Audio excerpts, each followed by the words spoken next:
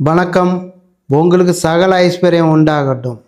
இன்றைக்கி இந்த வீடியோவில் எதை பற்றி பேச போகிறேன்னா, எதிர்பாராத சுக்கிர யோகம்.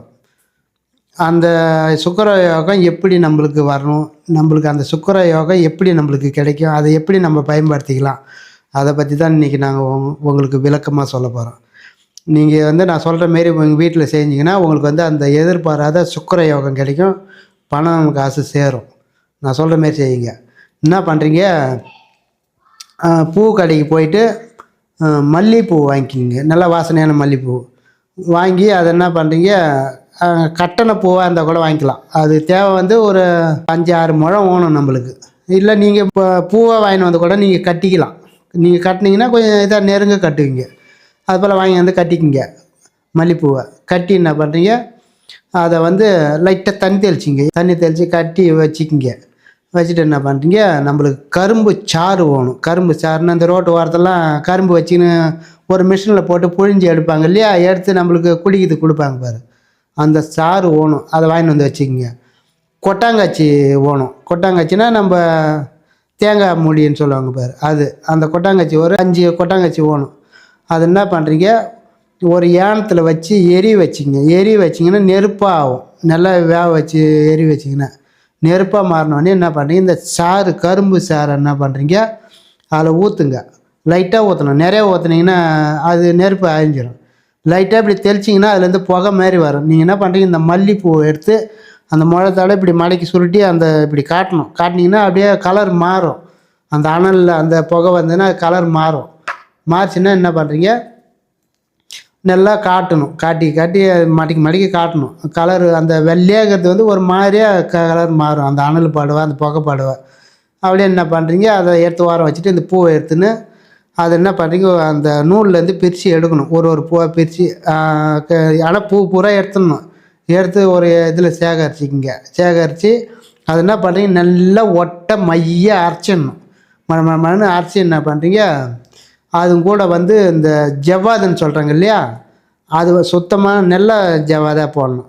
ஒரு ஜவ்வாது ஒரு மாதிரியாக அந்த வாசனை இருக்காது, ஒரு மாதிரியாக குவாலிட்டி கம்மியாக இருக்கும், அது வாசனை வராது. நல்ல வாசனையானது கொஞ்சம் ரேட்டு அதிகமாக இருந்தால் கூட பரவாயில்ல. அது போல் ஜவ்வாது வாங்கி அதில் கொட்டிக்குங்க.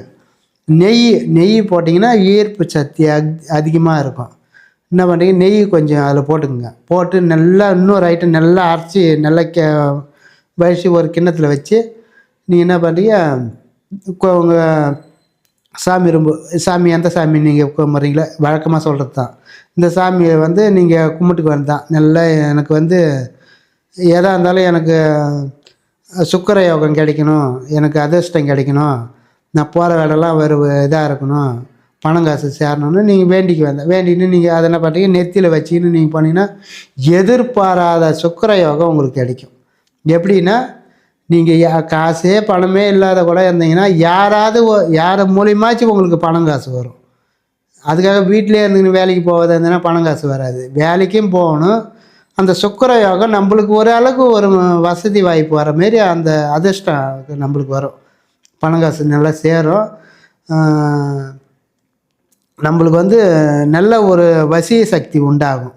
யார் போனாலும் ஒரு காரியமாக நம்ம போகிறோம்னா இந்த நெத்தியில் வச்சிக்கின்னு போனீங்கன்னா உங்களுக்கு அந்த போகிற காரியம் வெற்றி ஆகும். காசு கொடுக்குறவங்க கூட கொடுக்காதவங்க கூட கொடுப்பாங்க. உங்களுக்கு செஞ்சு உங்களோட வாழ்க்கையில் வளம் பெற்று நலம் பாருங்க. நன்றி, வணக்கம். வெற்றிவேல் குருஜி அருள்வாக்கு யூடியூப் சேனலை லைக் பண்ணுங்க, ஷேர் பண்ணுங்க, கமெண்ட் பண்ணுங்க.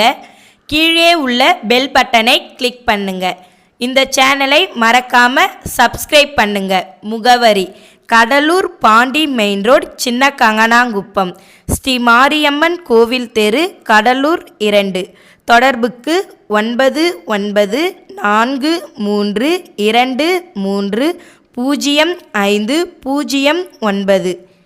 8940355458.